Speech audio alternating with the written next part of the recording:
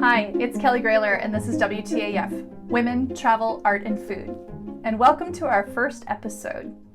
It is early September 2021. It is a gorgeous early autumn day here in the Northern Hemisphere. And I'm going a little stir crazy, to be honest.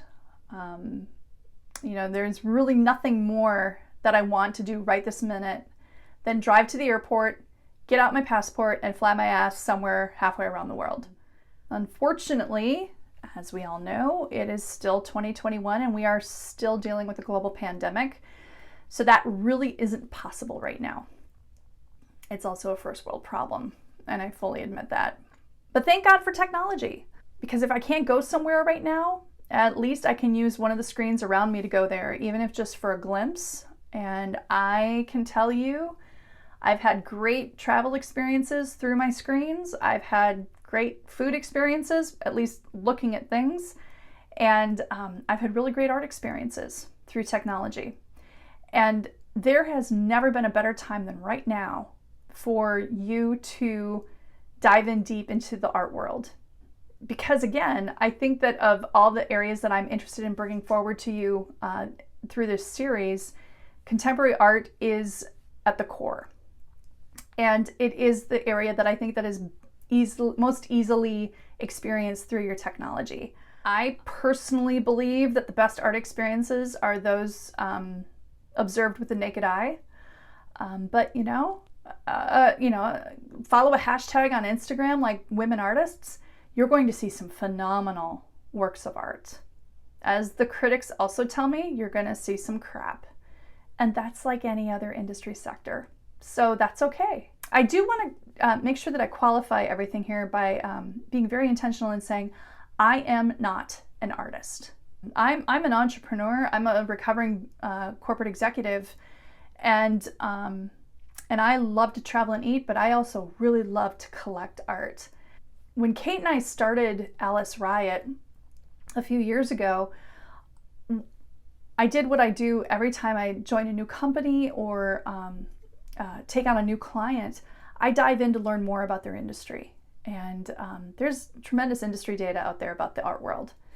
And I would like to dispel any notion that you might have that this is a not-for-profit space.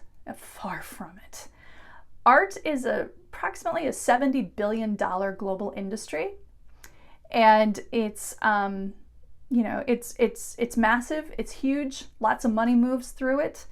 An excessive amount of money moves through it, and it's full of people who are exceptional experts at the space, and those are the people I've invited to be guests with us, along with artists themselves, for this first season.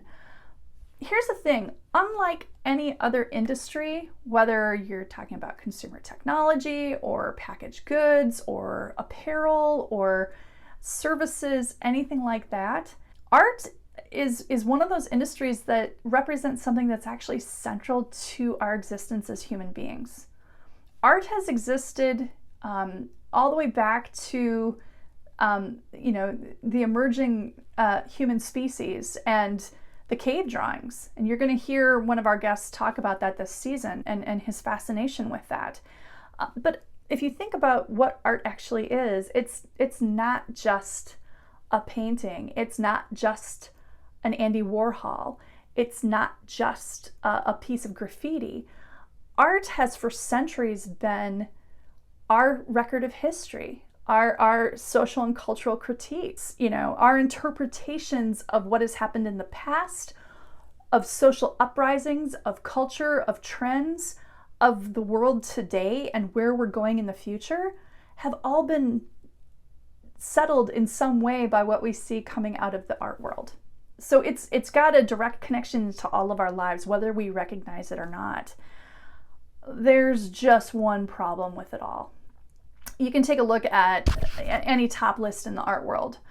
The highest valued works, the premium museum exhibitions, the top auction sale prices.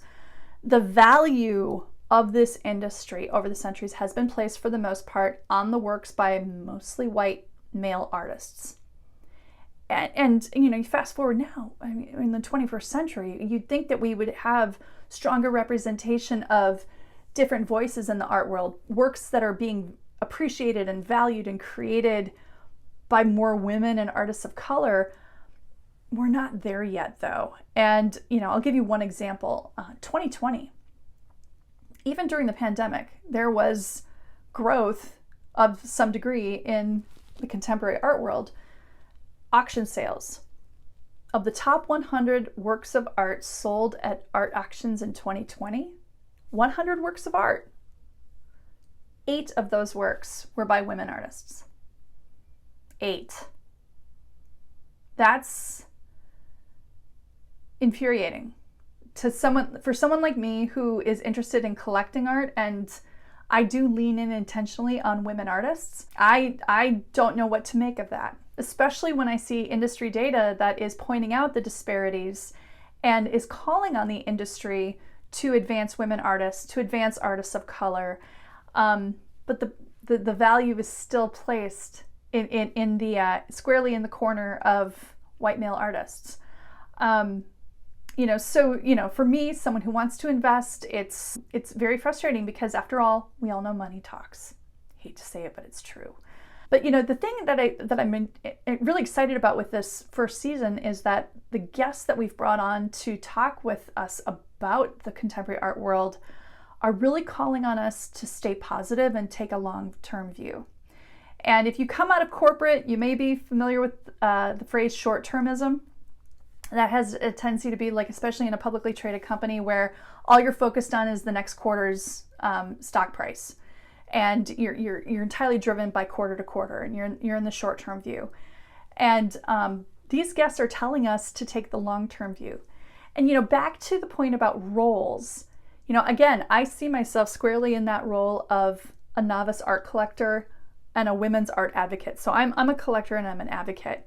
But, we have so many people who fill key roles in this industry, and they are the people I'm bringing forward for you to listen to and to learn from.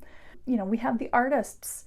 We also have the curators, the critics, the interpreters, the gallerists, the advisors, the auctioneers, the reporters, and my favorite role, the disruptors. I love industry disruptions so much. So, I'm going to share resources and links at the bottom of each of these episodes for you to go out and learn more about each of our guests and the things that they are doing in the art world. And that's what's so exciting about this is I'm not an expert in this space. I'm here to learn as much as you are. And I'm going to be taking this knowledge and thinking about how do I apply this to Alice Riot so that we can continue to grow that startup in ways that are actually helping connect people with great women artists and to help invest in their works. But I do, I think that it's, this is all about inspiring you to take action and to be intentional on where you seek experiences, where you put your time, where you invest. And, I'm invested in women artists, both in Alice Riot and in my own personal collection. And I'm also invested in women when it comes to my choices for travel and for food. And I'm excited as we go along here to continue to bring those experiences to you. I truly believe that if those of us in this role of collector or investor or consumer, if we're making choices to support women artists, whether it's wearing a silk scarf with a limited edition print on it or bringing one of their original works into your home, I think we can help shift the value of this industry to benefit women artists even more. So our conversations start now with the people who fill the roles in the art world, and I'm really excited for you to meet them. Thanks again, and stay tuned as more of our guests show up here, and let's dive in.